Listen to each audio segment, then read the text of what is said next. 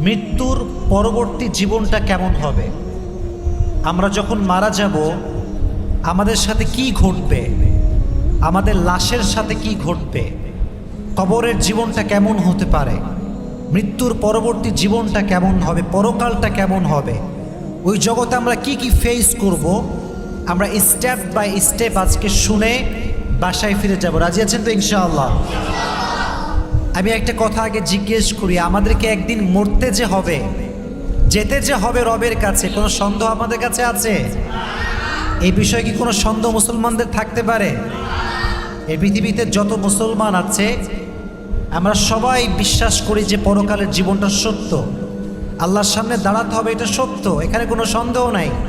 তবে আমি আপনাদেরকে ধারাবাহিকভাবে শোনাতে চাই যে কি হতে পারে।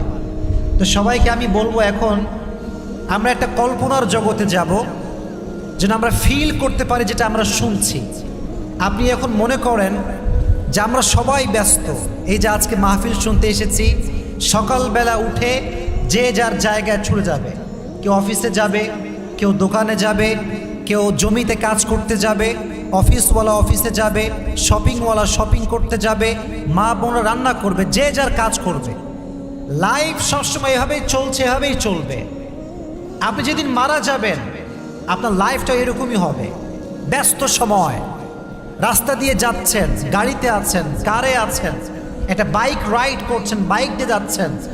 জাস্ট কল্পনা করেন যে আপনি বাইক চালাচ্ছেন সিটি বাইপাসের রোডে, পেছন থেকে একটা ট্রাক এসে আপনাকে একটা এমন ধাক্কা দিয়েছে, আপনি রাস্তায় সোজা পড়ে গেছেন।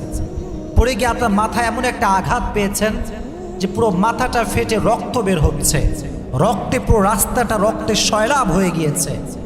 আশেপাশের সব মানুষ দৌড়ে আসছে, আরে উঠাও, অ্যাক্সিডেন্ট হয়েছে, ভাইকে ধরো, মেডিকেল নিয়ে যাও। আপনি অজ্ঞান, সেন্সলেস, কোনো জ্ঞান নাই, কিছু বুঝতে পারছেন না। হঠাৎ করে আপনি আপনার চোখ খুলেছেন, চোখ খুলে দেখছেন যে আপনার চতুর্পাশে শুধু সাদা। আপনি এখন আছেন আইসিইউতে, শেষ লেভেলে আপনি চলে আসছেন। আপনি দেখছেন আপনার নাকে দেওয়া হচ্ছে অক্সিজেন, সামনে দাঁড়িয়ে আছে ডাক্তার। আপনি আপনার লাইফের সর্বশেষ লেভেলে আছেন। আপনি চাইলেও দাঁড়াতে পারছেন না, বসতে পারছেন না, কথা বলতে পারছেন না, শুধুমাত্র চোখটা খুলে ভাবছেন যে আয় হায়, এটা কোন দিনে আসলাম, কোন সময় আসলাম। ভাবছেন অতীতের কথা, যখন আপনি ছোট্ট শিশু ছিলেন, যখন আপনি যুবক হয়েছেন, কত গুনাহ করেছেন, জেনা করেছেন, প্রেম করেছেন, অন্যায় করেছেন, ব্লু ফিল্ম দেখেছেন, অশ্লীল ভিডিও দেখেছেন, আর খালি আফসোস করছেন, আল্লাহ হোয়াট আই হ্যাভ ডান, আমি কি করেছি, এটা আমি অন্যায় করেছি, আমি জেনা করেছি, আমি হারাম কাজ করেছি।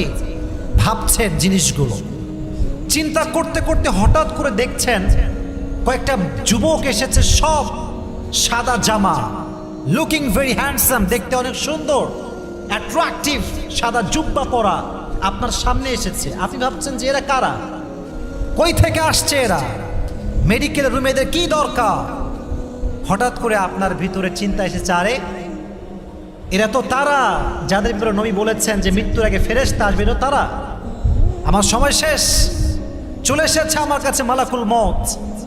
যদি আপনার রূহটা ভালো হয়, যদি আপনি ঈমানদার হন, আপনাকে মালাকুল মউত এসে বলবে, ইয়া আইয়াতুহান নাফসুল মুতমাইন্না উখরুজি ইলা মাগফিরাতিল্লাহি ওয়া রিজওয়ানি। হে প্রশান্ত আত্মা, টেনশনের কোনো কারণ নাই, হতাশার কোনো কারণ নাই। আজকে তোমার দিন শেষ, মানে তোমার দিন শেষ নয়, তোমার সুখের দিন শুরু হচ্ছে। সুবহানাল্লাহ পড়লেন না? বের হয়ে আসো, বের হয়ে আসো। যখন আপনার রুহটা বের হয়ে যাবে, আমি বলছি কিন্তু শুরু, লাইফ কিন্তু শুরু হচ্ছে, মৃত্যুর জীবনটা শুরু হচ্ছে। রুহ যখন বের হবে, হাদিসে এসেছে নেককার মানুষের রুহটাকে রাখার জন্য আল্লাহ তাআলা জান্নাত থেকে একটা লাল রেশমি রুমালের কাপড় নিচে পাঠিয়ে দিবেন। জোরে সোরে সুবহানাল্লাহ পড়তে পারলেন না? মালাকুল মউত আপনার রূহকে রিসিভ করবে। কাফাম মিন নাকফানিল জান্নাত ওয়া হানুত মিন হানুতিল জান্নাত, জান্নাত থেকে একটা রেশমি রুমালের কাপড় নিয়ে আসবে। আপনার রূহটাকে নিয়ে মালাকুল মউত জান্নাতের ঠিকানা তথা ইল্লিনে চলে যাবে। সুবহানাল্লাহ পড়া। মৃত্যুর পরে কি হবে? আপনার বডিটা পড়ে থাকবে জমিনের উপরে। দেখবেন মরার সঙ্গে সঙ্গে মসজিদে এলান হওয়া শুরু হয়ে যায়, ঠিক না? অ্যানাউন্সমেন্ট, অমুকের বাবা, অমুকের ছেলে, অমুকের মা আর নাই। যখন যে এলাকায় কেউ মারা যায়, ফেসবুকে যারা আমরা ফ্রেন্ড লিস্টে আছি, বারবার একই পোস্ট শো হয়, অমুকের বাবা আর নাই, ইন্না লিল্লাহি ওয়া ইন্না ইলাইহি রাজিউন, হি পাসড অ্যাওয়ে, শেষ, মরে গেছে, জীবন শেষ। এটা হচ্ছে আমাদের মৃত্যুর পরের সময়। তো দেখবেন আপনারা মৃত্যুর পরে অনেক লোক বাসায় জমা হয়ে যায়। মাথায় রাখবেন, আপনাকে মৃত্যুর পরে যারা দেখতে আসবে তারা সবাই যে আপনার শুভাকাঙ্ক্ষী হবে তা কিন্তু না। মৃত্যুর পরে আপনার বেঈমানরাও আপনার লাশের দিকে তাকিয়ে কান্নাকাটি করবে, ঠিক না? লাশ পড়ে থাকবে, বেঈমান কান্নাকাটি করবে। একটা কথা মাথায় রাখবেন, মানুষের প্রশংসা মানুষ তখন করে যখন মানুষ মরে যায়। মরে গেলে মানুষ প্রশংসায় ভাসিয়ে দেয়। আর একটা সত্য বিষয় হচ্ছে এইটা, লাশের সামনে বেঈমানরা এমন একটা ভাব করে যে কতই না ভালোবাসতো। এরকম বেঈমান আছে না নাই? আসলে প্রিয় ভাইয়েরা, দুনিয়ার মানুষের ভালোবাসার ভেতরে স্বার্থ আছে না নাই? আরো জোরে বলতে হবে, আছে না নাই? আমি সবসময় যুবকদেরকে কিছু কথা বলি এবং খুব বাস্তবমুখী কথা বলার আমি ট্রাই অলওয়েজ করি। আমি বারবার বলি যুবকদেরকে যে যুবক ভাইয়েরা, বেঈমানদের চেহারা সবসময় সুন্দর হয়, বেঈমানদের কথা সবসময় সুন্দর হয়, বেঈমানদের আচরণ সবসময় সুন্দর হয়। বেঈমানকে দেখলে বোঝায় যায় না যে সে সবচেয়ে বড় বেঈমান, ঠিক কিনা বলেন? অতএব যতদিন বেঁচে আছি বেঈমানের পাল্লায় পড়া যাবে না। যদি বেঈমানের পাল্লায় পড়েন, দুনিয়াও শেষ, আখিরাতও শেষ। তো আপনার লাশ যখন দাফন করা হবে, কবর থেকে যখন রেখে আপনাকে সবাই চলে যাবে, দুইজন ফেরেশতা আপনার কাছে আসবে। কয়জন ফেরেশতা? মুনকার নাকি? ফার্স্ট কোয়েশ্চেন হবে আপনার জন্য, মার রব্বুক, তোমার রব কে? বলেন তো আমাদের রব কে? আরো জোরে বলেন, রব কে? দুই নাম্বার প্রশ্ন, ওয়ামান নবিয়্যুক, তোমার নবী কে? বলেন মুহাম্মাদুর রাসূলুল্লাহ সাল্লাল্লাহু আলাইহি ওয়াসাল্লাম। থার্ড কোয়েশ্চেন হবে কি জানেন? ওয়ামা দীনুক, তোমার ধর্মের নাম কি? তিনটা জবাব যে দিবে তার কি আর কোনো টেনশন আছে? তার কি আর কোনো চিন্তা আছে? শুরু হয়ে যাচ্ছে আমাদের পরকালের জগৎ। একটা কথা মাথায় রাখবেন, পরকালের কথা আসলেই তিনটা জিনিস মাথায় রাখতে হবে। কয়টা? ওয়াজ কিন্তু একদম সাজানো গোছানো কথা, আমি বাড়তি কোনো কথা আমাদেরকে বলবো না ইনশাআল্লাহ। বলেন, পরকালের জীবনে কথা বলতে গেলে কয়টা বিষয় মাথায় আসে? তিনটা। এক হচ্ছে বিলিভ ইন রেজারেকশন। রেজারেকশনস মিন আমাদেরকে আল্লাহর সামনে দাঁড়াতে হবে, আবার জীবিত হতে হবে। মরে গেলেই জীবনটা শেষ নয়, তারপরেও আর একটা জীবন। যুবক ভাইয়েরা, মুরব্বী আব্বা জানেরা, আছে না নাই? পুনরুত্থানে বিশ্বাস করতে হবে, নাম্বার ওয়ান। দুই নাম্বার বিষয় হচ্ছে বিলিভ ইন জাজমেন্ট। আল্লাহর সামনে যে হিসাব দিতে হবে আমলের, আল্লাহর সামনে যে দাঁড়াতে হবে আমল নিয়ে, এটারও একটা বিশ্বাস রাখার দরকার, আছে না নাই? সর্বশেষ পার্টটা হচ্ছে প্যারাডাইস অ্যান্ড হেলফায়ার। আখিরাতে অপশন দুইটা, হয় জান্নাতি হবেন না হয়, বলেন, হয় জান্নাতি হবেন না হয়, এর বাহিরে কোনো অপশন নাই। দুনিয়াতে আমাদের লাইফটা কখনো সুখ, কখনো দুঃখ, অথবা কখনো সুখ দুঃখ, দুইটার মাঝামাঝি হয়। কিন্তু আখিরাতে কোনো চান্স নাই, হয় জান্নাতি না হয় জাহান্নামী। তাহলে কয়টা বিষয় জানলাম? আমি প্রশ্ন করছি, আমাকে উত্তর করেন। এক হচ্ছে পুনরুত্থানে বিশ্বাস, দাঁড়াতে হবে, এক নাম্বার। দুই নাম্বার কি বলেছিলাম? হিসাব দিতে হবে। কি দিতে হবে? তিন, হিসাব হওয়ার পরে হয়তো জান্নাত নয়তো, হয়তো জান্নাত নয়তো। এবার আসেন প্রথম বিষয়টা হাইলাইট করি। পৃথিবীতে আল্লাহ তাআলা দুই ধরনের মানুষ রেখেছেন। নাম্বার ওয়ান হচ্ছে বিলিভার্স পিপল, নাম্বার টু হচ্ছে ডিনায়ার পিপল। একটা হচ্ছে ইমানদার আর একটা হচ্ছে বেঈমান। যারা ইমানদার তারা বিশ্বাস করে যে আল্লাহর সামনে দাঁড়াতে হবে, মরে গেলে আবার দাঁড়াতে হবে, উঠতে হবে, এই বিশ্বাস আমাদের মাঝে আছে না নাই? আচ্ছা, আমরা হলাম মুসলমান। আর কিছু আছে কাফের, তারা বলেছে না, খাও পিও মজে করো, মরনে কে বাদ কোই জিন্দগি নেই, এটাই শেষ, মরে গেলে আর উঠে যাবে না, শেষ।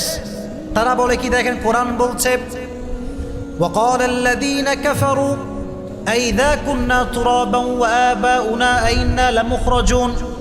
কাফেররা প্রশ্ন করছে আমাদের নবী, হে মুসলমানদের নবী, তুমি যদি সত্যি নবী হয়ে থাকো তাহলে আমাদেরকে জবাব দাও, আমরা যখন মরে ভূত হয়ে যাব, আমাদের 14 গোষ্ঠী যখন মরে ভূত হয়ে যাবে, তখন কি আদৌ সম্ভব যে আল্লাহ আমাদেরকে আবার জীবিত করবেন? এটা কেমন করে সম্ভব? এটা হতে পারে না। এর কারণ, আচ্ছা বলেন তো আলীগঞ্জের ভাইরা, কবর থেকে কোনো লাশ উঠে চলে এসেছে, বাসায় কথা বলেছে এসে, এরকম কখনো হয়েছে? হয় নাই। তারা বলে, is it really possible that Allah will resurrect us again? এটা কেমনে সম্ভব? মরে গেলে সব শেষ, দ্য ম্যাটার ইজ ক্লোজ, আমরা আবার কেমনে উঠবো? আল্লাহ 3টা জবাব দিয়েছে। কয়টা জবাব? এক, আল্লাহ বলছেন নবী হে বলে দেন, কুলিল্লাহু ইউহয়িকুম সুম্মা ইউমীতুকুম সুম্মা ইয়াজমাউকুম ইলা ইয়াউমিল কিয়ামাহ লা রাইবা ফীহি ওয়ালাকিন্না আকসারান নাসি লা ইয়ালামুন। আল্লাহ বলছেন নবী বলেন, জীবন দিয়েছে কে? বলেন না, জীবন দিয়েছে কে? মরণ দিবে কে?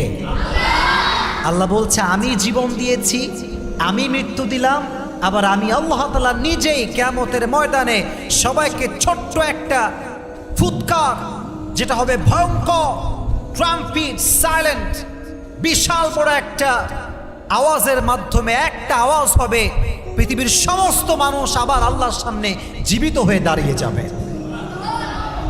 এটা হচ্ছে দাঁড়াতে হবে, অবিশ্বাসের কিছু নাই। 2 নম্বর জবাব দেখেন আল্লাহ কত সুন্দর জবাব দিচ্ছেন। আচ্ছা মনে করেন আপনি একটা অফিসে চাকরি করেন, আপনার অফিসের যিনি বস তিনি কোটি টাকার মালিক। কত টাকার মালিক? বলেন কত টাকার মালিক? কোটি টাকার মালিক।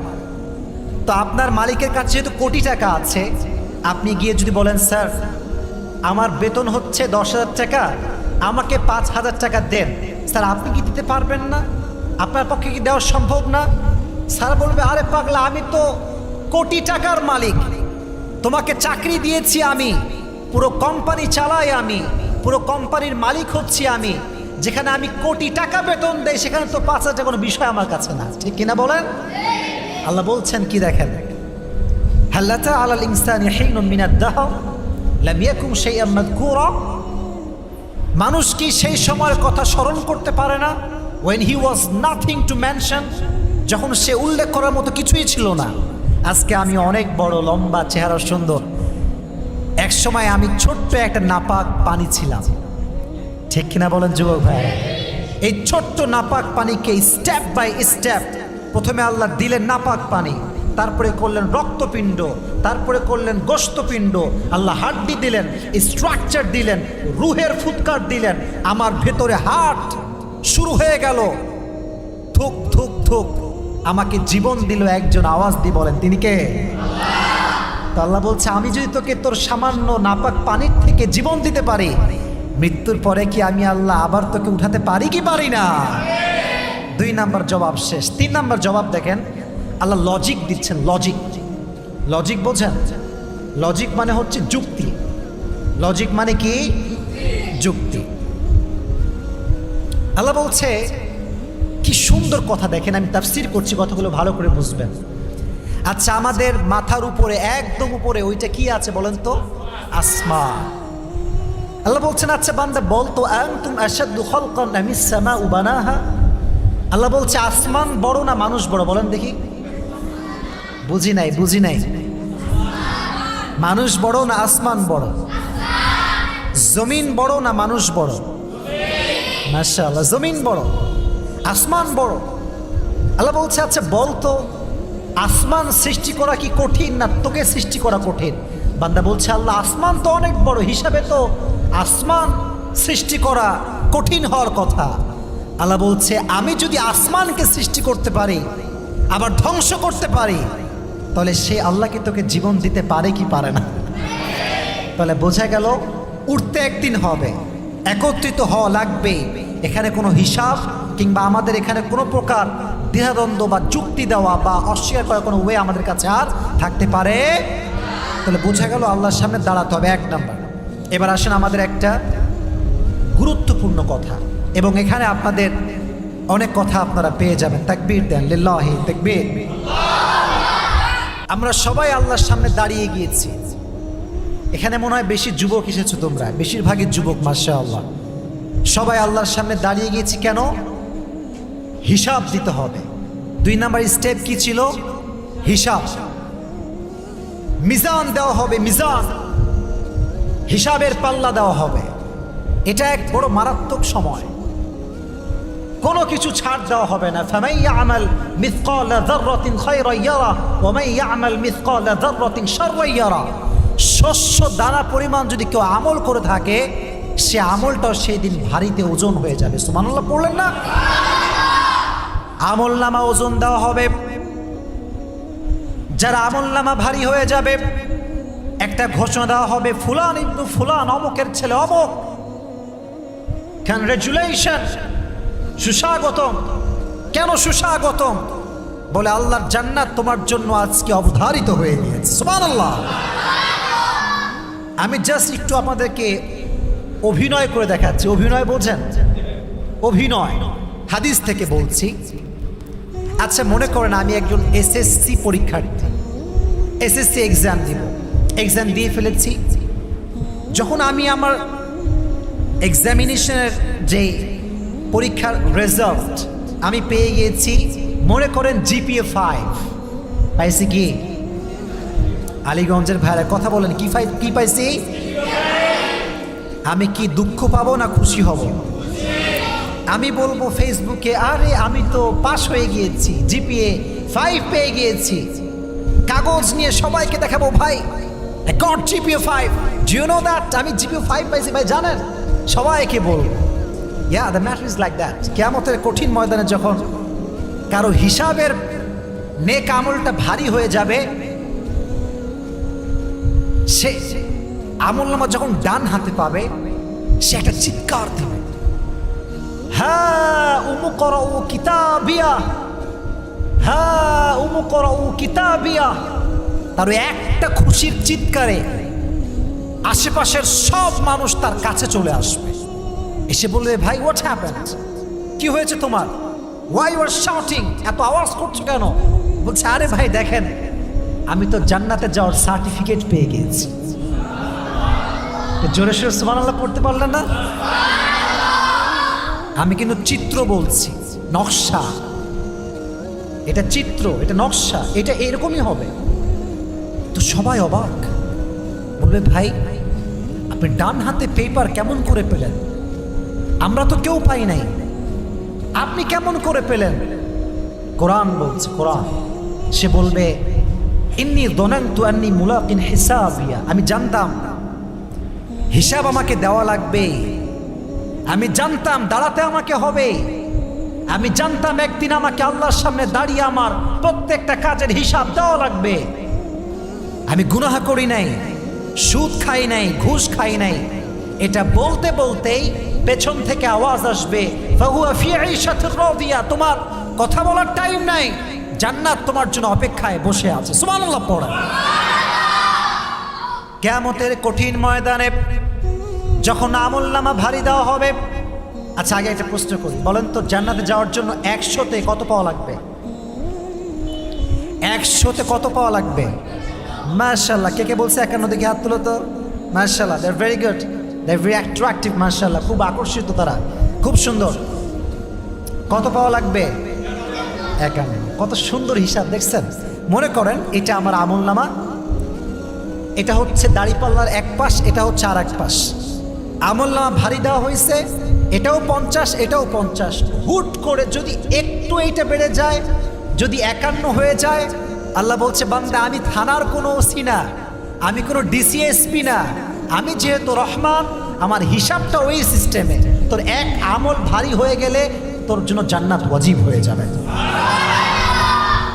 আমি হাদিসটা বলছি, খুব মনোযোগ দিয়ে শুনবেন। একজন বান্দার আমলনামা হিসাব দেওয়া হবে। হঠাৎ করে সে দেখবে এরকম এরকম করছে, এটাও স্টেবল না, এটাও স্টেবল না, দুইটাই সমান হচ্ছে না, একবার উপরে উঠে একবার নিচে নামে, হঠাৎ করে আটকে গেছে, দুটোই সমান, না জান্নাত না জাহান্নাম। টেনশনে পড়ে যাবে, আয় হায় এটা কি হলো আমার সাথে, কি হচ্ছে আমার সাথে। হঠাৎ করে একটা বাতাস আসবে, বাতাস এসে তার আমল নামাকে ভারী করে দিবে, জান্নাতের ফায়সালা হয়ে যাবে। সে বলবে এটা কেমন করে সম্ভব, এটা কি হলো? পেছন থেকে জবাব আসবে, এটা তোমার চরিত্র তোমাকে আজকে জান্নাতের অধিবাসী বানিয়ে দিয়েছে। চরিত্র বড় দামি জিনিস। আমরা মনে করি নামাজটাই ইসলাম, দাড়ি ইসলাম, জুব্বা পড়লে ইসলাম। নো নো নো নো, চরিত্র যার ভালো তার সব কিছু ভালো। আর একজন মানুষের চরিত্র জাস্টিফাই করার সবচাইতে বড় মাধ্যম হচ্ছে তার বউ। বড় মাধ্যমটা কি বলেন তো ভাইয়েরা? বউ, ওয়াইফ।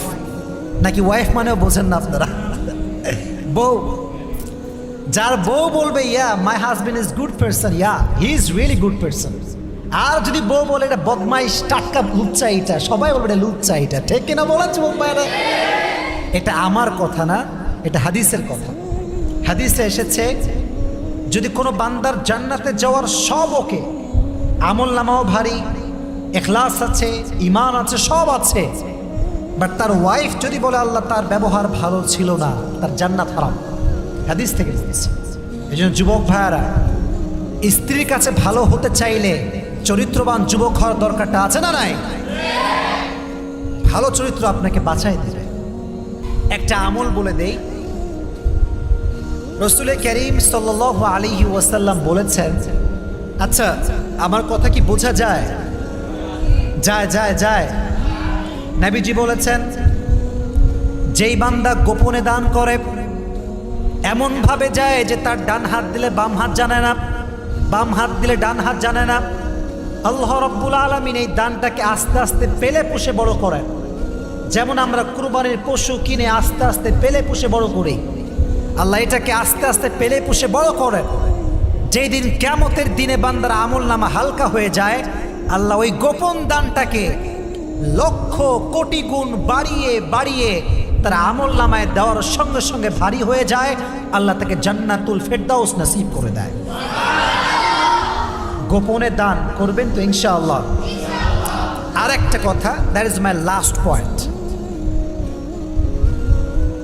কিয়ামতের দিন মাশাআল্লাহ আমরা এখানে অনেক মানুষ আছি, এভাবেই আমরা থাকব, কিন্তু জানেন কি, দেহে কোনো পোশাক থাকবে না। Nobody belong the dress in that day. জামা নাই, কাপড় নাই, কিচ্ছু নাই, উলঙ্গ থাকবে সবাই। কিন্তু অবাক করা বিষয় আমি বলি আপনাদের সবাইকে, আলীগঞ্জের ভাইয়েরা, আল্লাহ হঠাৎ করে বলবেন, এই তুমি, এই তুমি, এই তুমি, সাইড হও, side side side.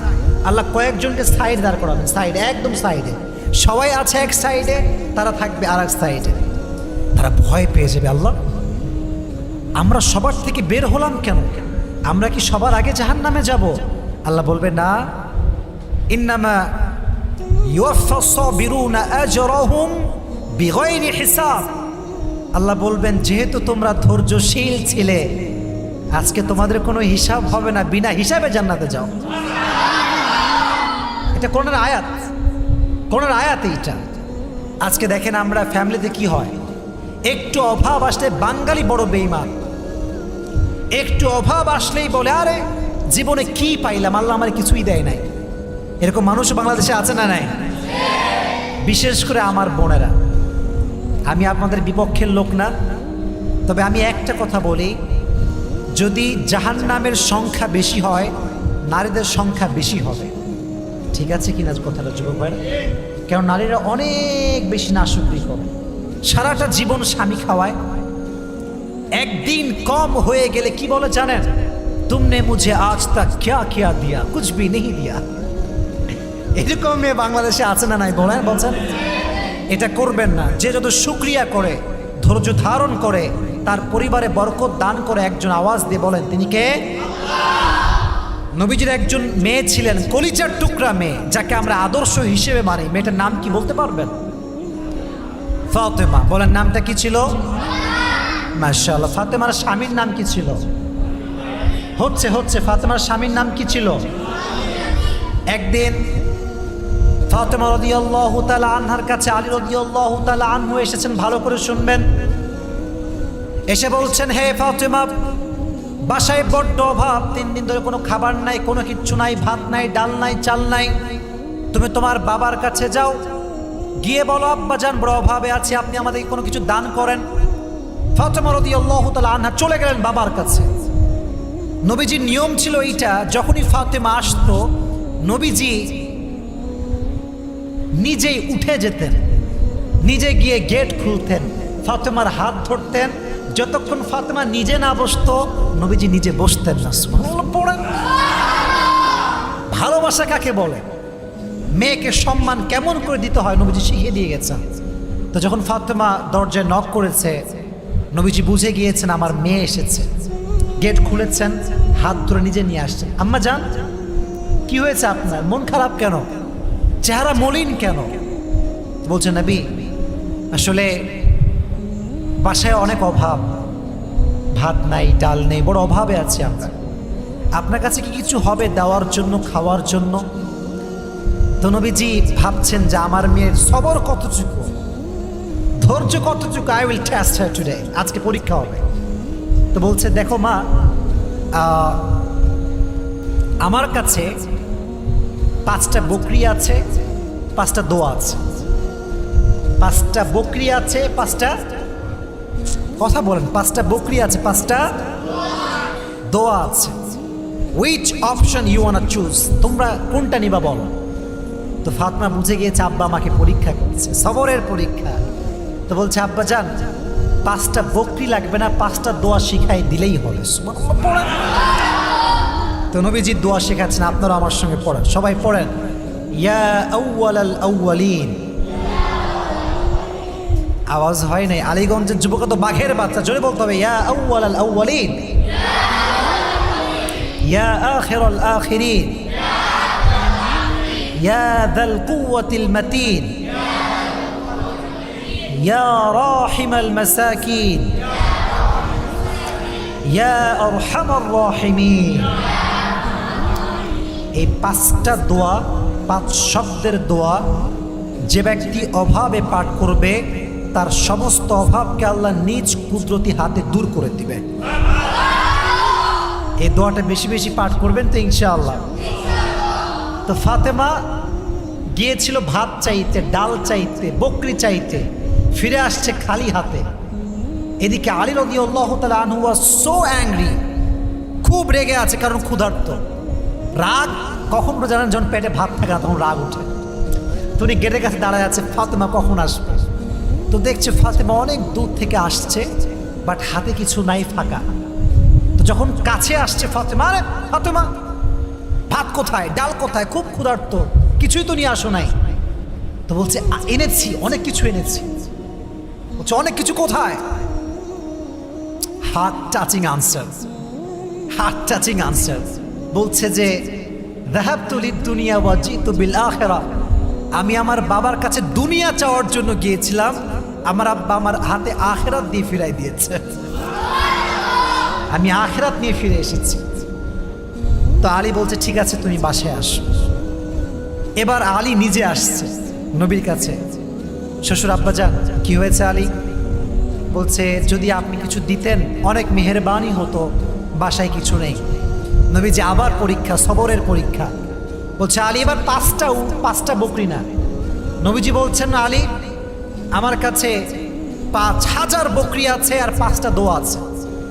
Which option you want to choose? তুমি কোনটা নিবা বলো। আলীও বুঝে গিয়েছে আজকে আমার জামাই হিসেবে আমার শ্বশুর আমাকে পরীক্ষা করছে। বলছে, নবী আমার 5000 বকরি লাগবে না, 5টা দোয়া শিখাই দিলে আমি আলী খুশি হয়ে যাবো। সুবহানাল্লাহ বলেন। এই জন্য আমার নবী বললেন, আলী শোনো, এই যে সবর তোমরা ইখতিয়ার করেছো, আমি নবী বলছি ফাতেমা হবে সাইয়্যিদাতু নিসাই আহলিল জান্নাহ, জান্নাতের সমস্ত নারীদের নেতা হবে, সরদারিনী হবে ফাতেমা রাদিয়াল্লাহু তাআলা আনহা। সুবহানাল্লাহ। এজন্য যতদিন বেঁচে আছি আমরা ধৈর্য ধারণ করবো তো ইনশাআল্লাহ, সবর নিয়ে চলবো তো ইনশাআল্লাহ।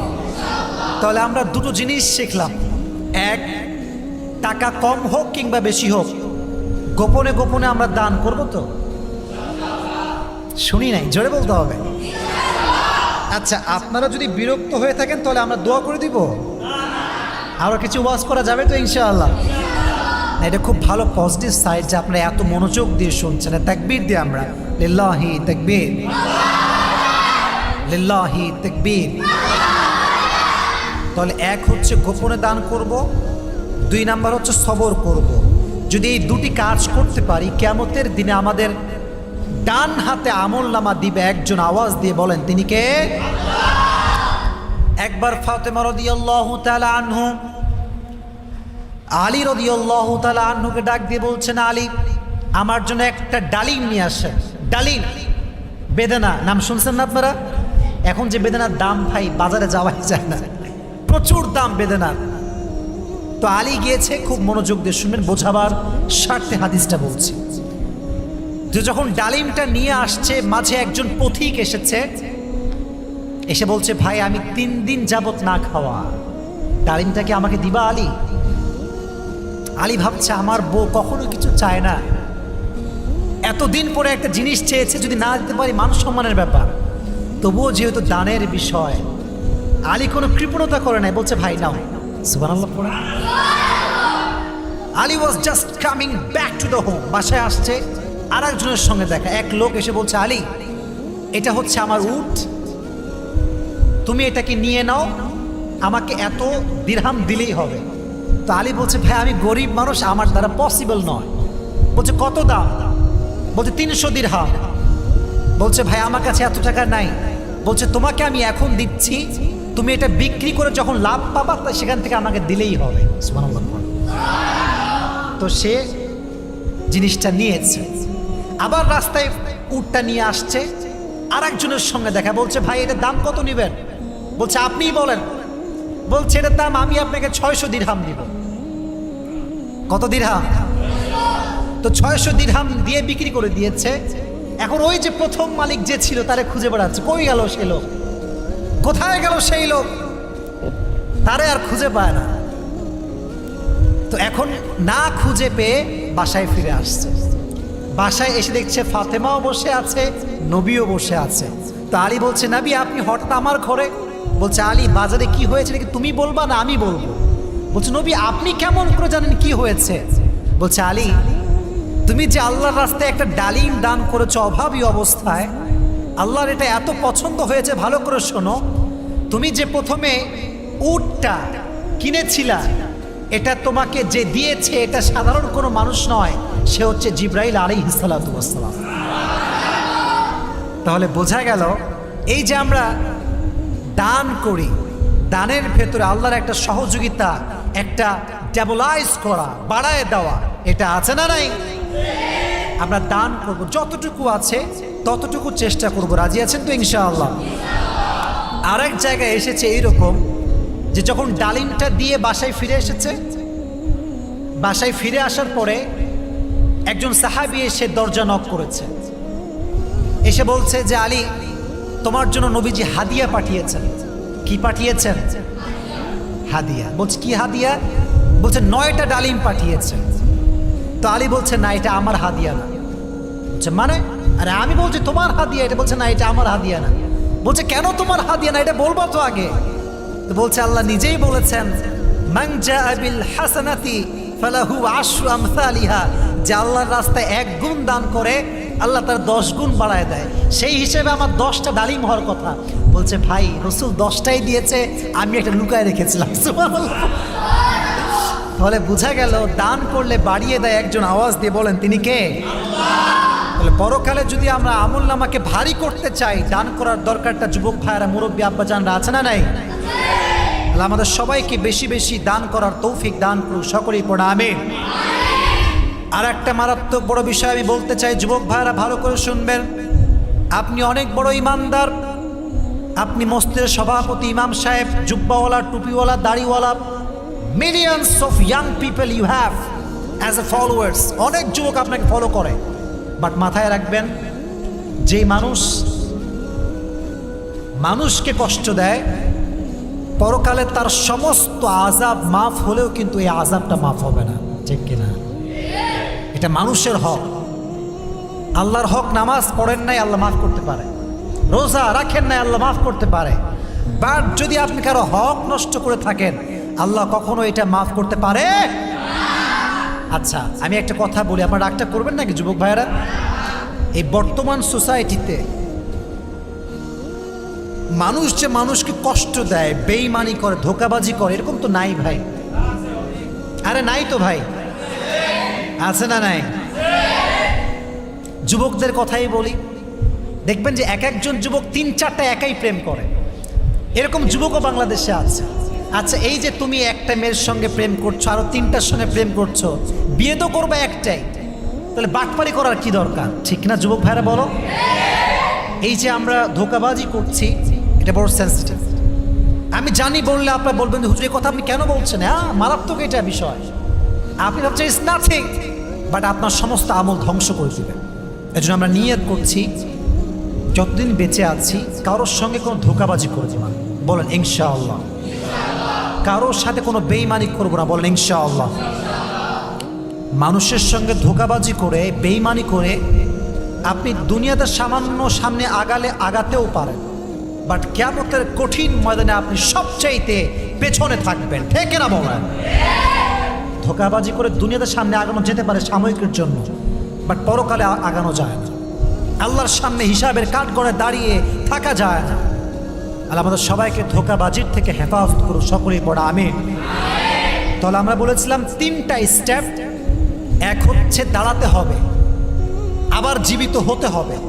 2 নাম্বার বলেছিলাম মিজানে হিসাবের পাল্লা আছে না নাই? আর 3 নাম্বার কি বলেছিলাম, কে বলতে পারে? জান্নাত বা জাহান্নাম। মাশাআল্লাহ, একজন পাওয়া গিয়েছে। 3 নাম্বারে কি ছিল শুনি না, সবাইকে বলতে হবে। 3 নাম্বারে কি ছিল? এটা হচ্ছে লাস্ট কথা। আপনারা মাশাআল্লাহ প্রায় 45 মিনিট ধৈর্য ধারণ করে শুনেছেন, আর আমি আর কিছুক্ষণ কথা বলছি, আপনারা পারমিশন দেন, বলা যাবে? বলা যাবে ইনশাআল্লাহ।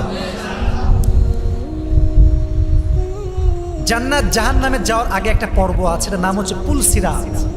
আচ্ছা, পুলসিরাত শব্দ শুনেছেন সবাই? শুনেছেন সবাই?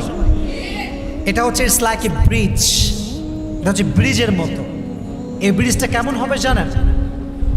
চুলের থেকে পাতলা, চাকুর চাইতে বেশি ধার হবে। যেই বান্দার আমল নামা সুন্দর হবে সেই বান্দা এই পুলসিরাতকে বিদ্যুতের গতিতে, অন্য হাদিসে আসছে বাতাসের গতিতে পার হয়ে যাবে। আর যার আমল নামা ভারী হবে না, যার আমল নামা সুন্দর হবে না, সে জাস্ট ওই ধারালো ব্রিজে পা রাখার সঙ্গে সঙ্গে খান খান হয়ে যাবে, টুকরো টুকরো হয়ে যাবে। নবীজি বলেছেন পুলসিরাতের নিচে থাকবে জাহান্নাম, আগুন দাও দাও দাও দাও করে জ্বলবে। যে পড়ে যাবে he will enter in the hell fire, সে হবে জাহান্নামী। আর যে পার হয়ে যাবে সে হবে জান্নাতি। সুবহানাল্লাহ। যখন কেউ পুলসিরাতে উঠবে, আমাদের এখানে আছে হার্ট, মাঝে মাঝে ভয় পেলে হার্ট বিট বেড়ে যায় না? দেখবেন হঠাৎ করে আপনি বাইক চালাচ্ছেন, একটা পিচ্চি চলে আসছে, এমন একটা ব্রেক করেছেন বাইকটা উল্টে পড়তে গিয়েও পড়ে নাই, হাত দিয়ে দেখবেন হার্টবিট ধুক ধুক ধুক ধুক ধুক ধুক করছে। মানুষ ভয় পেলে অটোমেটিক্যালি তার হার্টবিট বেড়ে যায়। তো মানুষ সেখানে কাঁপতে থাকবে, পা কাঁপবে, দেহ কাঁপবে, শরীর কাঁপবে, হাত কাঁপবে। কিন্তু যার চরিত্র সুন্দর ছিল, আল্লাহ তাকে বিদ্যুতের গতিতে কিংবা বাতাসের গতিতে পুলসিরাতকে পার করে দিবে। সুবহানাল্লাহ। আল্লাহ পুলসিরাতকে সহজ করে দিক, সকলেই পড়া আমিন।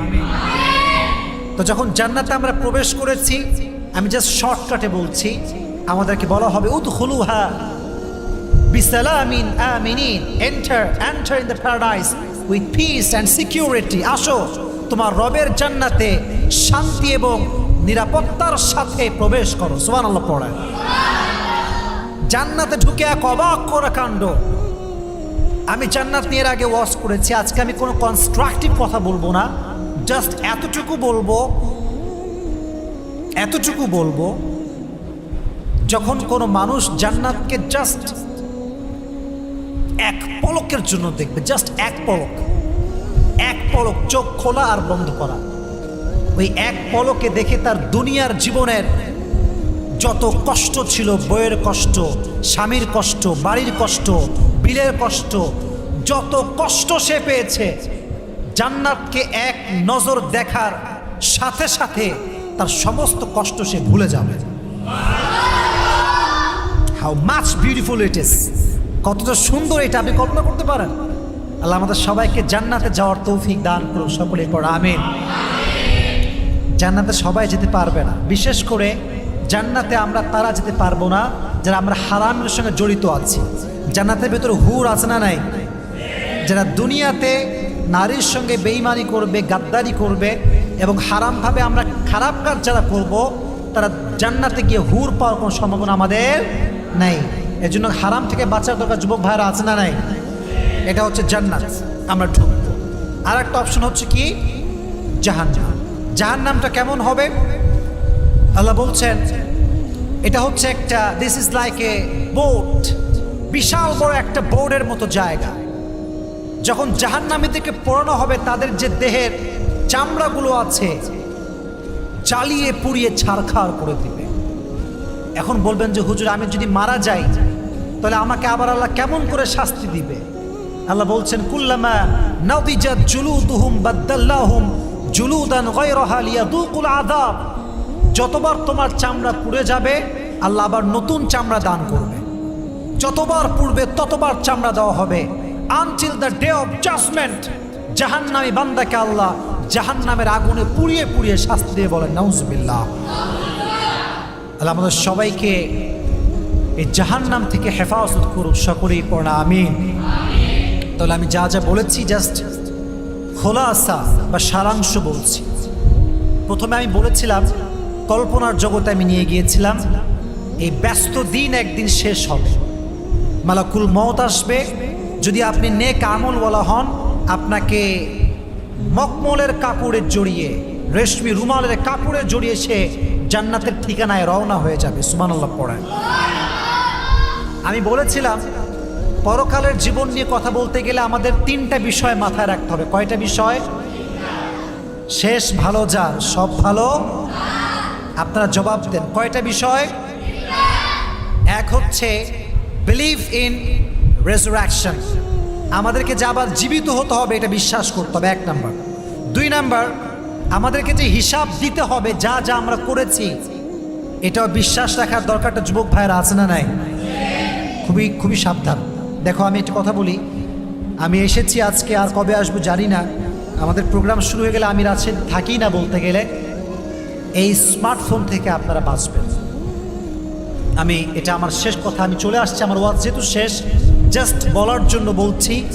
আমি যুবকদেরকে অনেক ভালোবাসি। দেখো যুবক ভাইয়েরা, স্মার্টফোন একজন মানুষকে সফলতার চূড়ান্ত পর্যায়ে আনতে পারে, এই স্মার্টফোন মানুষকে ধ্বংসের চূড়ান্ত পর্যায়ে পৌঁছাতে পারে। ঠিক কিনা বলো যুবকেরা? তোমার চয়েস, ডিসিশন তোমার কাছে, তুমি কি করবা। আমি তোমাদের সবাইকে একটা কথাই বলবো, দেখো সারাদিন ফেসবুকে স্ক্রল করে সময় নষ্ট করো না। সারাদিন ইউটিউব চালাচ্ছে তো চালাচ্ছে, টিকটক চালাচ্ছে তো চালাচ্ছে, ফেসবুক চলছে তো চলছে। লাইফের যেটা ড্রিম আছে, স্বপ্ন আছে, ভবিষ্যৎ আছে, they don't have any kind of realisation, কোনো রকম কোনো একটা ফিল নাই, অনুধাবন নাই। প্লিজ, আমার তো মনে হয় যদি কোনো যুবক এখন মারা যায় আজকে এই মুহূর্তে, যদি তার হিসাব করা হয়, হিসাবে আসবে তার যৌবনের 5 বছরের 2 বছর সে ফেসবুকে কাটিয়েছে। ঠিক কিনা বলেন যুবক ভাইরা? অনেক যুবক আছে এরকম। মাফ চাই, দোয়াও চাই, আমল বড় দামি জিনিস। যদি মিজানের পাল্লাকে ভারী করতে চান, আজ থেকে তওবা করে আজ থেকে আল্লাহর প্রিয় বান্দা হবেন। রাজি আছেন তো ইনশাআল্লাহ? আর সব সময় মনে মনে পড়েন সুবহানাল্লাহ। সকলেই পড়েন লা ইলাহা ইল্লাল্লাহ। সকলেই পড়েন আলহামদুলিল্লাহ। সকলেই পড়েন আল্লাহু আকবার। এই চারটা জিকির আপনারা সবাই বেশি বেশি করবেন তো ইনশাআল্লাহ। আর আমি বলেছিলাম আমল না ভারী করাবার জন্য দুটি বিষয় মাথায় রাখবেন। এক হচ্ছে গোপনে বলেন না, এই তো মাশাআল্লাহ, গোপনে মাশাআল্লাহ। আর একটা হচ্ছে কিশীল হবেন, মাশাআল্লাহ, কিশীল হবেন, ধৈর্যশীল হলে আল্লাহ আপনাকে জান্নাত তো দিবেই, জান্নাত তো দিবেই, বিনা হিসাবে জান্নাত দিবে। আল্লাহ আমাদের সবাইকে ধৈর্যশীল হওয়ার তৌফিক দান করুন। সকলেই পড়েন আমিন। আর লাস্ট এই বিষয়ে একটা কথা বলেছিলাম বান্দার সঙ্গে কোনো ধোঁকাবাজি বেঈমানি। খুব সুন্দর, আপনারা খুবই অ্যাক্টিভ, আসলে এটা খুবই ভালো একটা কথা যে আপনারা খুবই অ্যাক্টিভ। বান্দার সঙ্গে ধোঁকাবাজি বেঈমানি করা, যা পারবেন তাই বলবেন, অতিরিক্ত আশা দিবেন না। আমি মনে করি দুনিয়াতে সবচাইতে জঘন্য মানুষ হচ্ছে সেই মানুষ যে মানুষকে মিথ্যা আশ্বাস দেয়, যে মানুষকে মিথ্যা ভালোবাসা দেখায়। আর যখন মানুষটা ভালোবাসায় সত্যিই চলে আসে তখন সে বেঈমানি করে হাতটা ছেড়ে দেয়। এই সোসাইটি আমাদের এখানে আছে না নাই? দয়া করে বেঈমানি করব না। রাজি আছেন তো ইনশাআল্লাহ? আলী রাদিয়াল্লাহু তাআলা আনহু বলেছেন যে মানুষের সঙ্গে ভালোবেসে বেঈমানি করে সে মূলত বেঈমানি করে নাই, সে তাকে হত্যা করেছে। নাউজুবিল্লাহ পড়ায়। আর আমাদের সবাইকে ধোঁকাবাজি এবং বেঈমানির থেকে হেফাজত করুন। সকলেই পড়া আমিন। লাস্ট কথা বলেছিলাম জান্নাত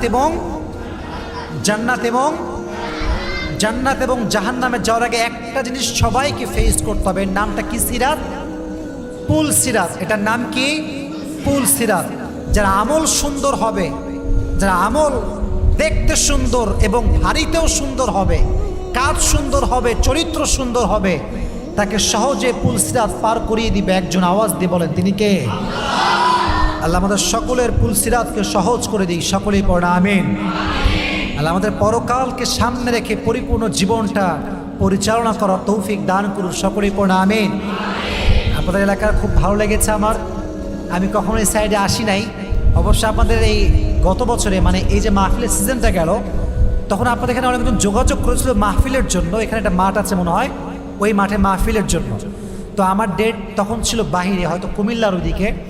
তো আমি ডেটটা দিতে পারি না, এটা আমার স্মরণ আছে আর কি। একজন ভাই যোগাযোগ করেছিল আর কি। তো আপনারা আমার শহরের মানুষ, আর আমি তো সবসময় বলি রাজশাহী ইজ এ ব্র্যান্ড। ঠিক কিনা বলেন যুবক ভাইরা? তোমরা বাংলাদেশ ঘুরবা, ঘুরলে এটা বুঝবা। যেহেতু বাংলাদেশ আমি ঘুরি, আল্লাহর রহমতে আমাকে আল্লাহ দেখিয়েছেন। এতটুকু আমি ইনশিওর করে বলতে পারি যে রাজশাহীর মতো পরিষ্কার পরিচ্ছন্ন শহর বাংলাদেশরা কিছু হতে পারে না। ঠিক কিনা বলেন? অনেক পরিষ্কার, অনেক সুন্দর। যেমন এই যে সিএনবি আছে, এদিকে আমাদের টিবাদ আছে, আইবাদ আছে, ওদিকে আমাদের পর্দা গার্ডেন আছে, এদিকে মুক্ত মঞ্চ আছে। আছে না? অনেক সুন্দর, অনেক পরিষ্কার পরিচ্ছন্ন। আপনি ঢাকায় গেলে বুঝবেন যে how much beautiful city we have. ঢাকায় গেলে কি যে গ্যাঞ্জাম, কি যে প্যারা, লাগতা है यार मैं तो जहन्नम में आ गया। জাহান্নাম মনে হয় দেখলে, এত কষ্ট লাগে যে ঢাকাতে গেলে। তো মাশাআল্লাহ আমাদের রোডও খুব ক্লিয়ার, যেখানেই যাবেন খুব সহজে যাবেন। মনে করেন আপনি এখানে আমাদের বাইপাস সামনে আপনি যাবেন সাহেব বাজার, দেখবেন 15 মিনিটে সাহেব বাজার চলে গেছেন। কিন্তু এই সেম প্রসেস যদি আপনি ঢাকায় যান, আমি আপনাকে মিনিমাম টাইম বলবো 1.5 ঘন্টা। কয় ঘন্টা ভাই? সত্যি কথা বলছি, যারা ঢাকায় গেছে তারা জানেন। এই জন্য আমরা রাজশাহীতে আছি, আমরা খুশি, বলেন আলহামদুলিল্লাহ। এবং আমি রাজশাহী নিয়ে কথা বলেছিলাম একবার, এটাকে আপনারা শুনছেন নাকি ওয়াজটা? তো এটা অনেক বেশি আমাদের রাজশাহীর সুনামকে আগে মানে বাড়িয়ে দিয়েছে। মেয়র সাহেব ডেকেছিলেন, অনেক কথাবার্তা হয়েছে ওনার সাথে। এবং আমরা এটা নিয়ে খুব প্রাইড করি যে আমরা রাজশাহীতে থাকি। আমরা যেখানেই যাই আমরা বলি উই আর ফ্রম রাজশাহী। ঠিক না বলেন যুবক ভাইরা? আমাদের কোনো লজ্জা নেই, আমরা প্রাউডলি এটা বলতে পারি। তাহলে আমাদের রাজশাহীকে আরও সুন্দর করে দিক। পড়া আমিন। রাজশাহীর যুবকদেরকে আল্লাহ তাআলা ইসলামের জন্য কবুল করে নিন। সকলে পড়া আমিন। আলীগঞ্জের প্রত্যেকটা মা বোনকে আল্লাহ তাআলা দিনের খাদেমা হিসেবে কবুল করুন, এই সকলেই পড়া আমিন। আসলে মা বোন ঠিক তো সব ঠিক। একটা মেয়ে যদি এলাকার ভিতরে বদমাইশ হয়, এলাকার 10টা ছেলে এমনি বদমাইশ হয়ে যায়। এলাকার মেয়ে যদি ভালো হয়, পর্দাশীল হয়, যুবকরা দেখবেন চাইলেও ইফটিজিং করতে পারবে না, তার বিবেকে বাঁধবে। কিন্তু যেই মেয়েটা বোরকা ছাড়া, I am really sorry to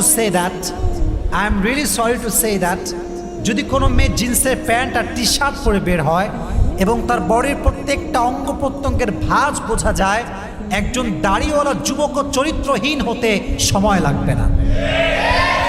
এজন্য যদি কোনো মেয়ে রাস্তাঘাটে জিন্সের প্যান্ট পরে ঘুরে, তুমি তাকে অ্যাটাক করবা না। হ্যাঁ, কত বড় সাহস! না, এটা ইসলাম না, এটা ইসলাম না। কি করতে পারেন? তার যে বাবা মা আছে, আব্বা আম্মার সঙ্গে প্রথম কথা বলতে পারেন, এলাকার মুরব্বীরা কথা বলতে পারে। আলীগঞ্জে তো ভালো মেয়ে সব, এখানে কোনো খারাপ মেয়ে নাই, অন্য জায়গায় থাকলে থাকতে পারে। তো যদি থেকে থাকে আপনারা অ্যাকশন নেবেন এইভাবে যে আব্বাজান, আপনার মেয়ের কারণে আমাদের চরিত্র নষ্ট হচ্ছে, আমাদের চোখ নষ্ট হচ্ছে, জেনারেশন নষ্ট হচ্ছে। আর আমি সবসময় বাস্তবমুখী কথা বলি, আমি মিথ্যা কথা বলি না, সত্য কথা বলি। একজন মেয়ের চোখ দেখে একটা যুবক প্রেমে পড়তে পারে, পারে না? বলেন না, পারে কি পারে না? তো আপনি দেখাচ্ছেন রূপ, তাকে বোঝাচ্ছেন যে আমি তোমাকে ভালোবাসি, আর বিয়ে করছেন টাকলাকে, এদিকে যুবকটা আত্মহত্যা করে জীবনটাই শেষ। এটা তো সহ্য করে নেওয়া যায় না, ঠিক না বলো যুবক ভাই? এই জন্য আমরা চাই আলীগঞ্জের এই মাটিটা অবশ্যই পবিত্র মাটি হবে, যেখানে বেপর্দা চলবে না। মেম্বার দিয়ে, আমাদের চেয়ারম্যান দিয়ে, এলাকার মান্যগণ্য ব্যক্তি আমরা ট্রাই করবো একটা সুন্দর সমাজ, পর্দার সঙ্গে সমাজটা চলবে, এটা আমরা চাই তো ইনশাআল্লাহ।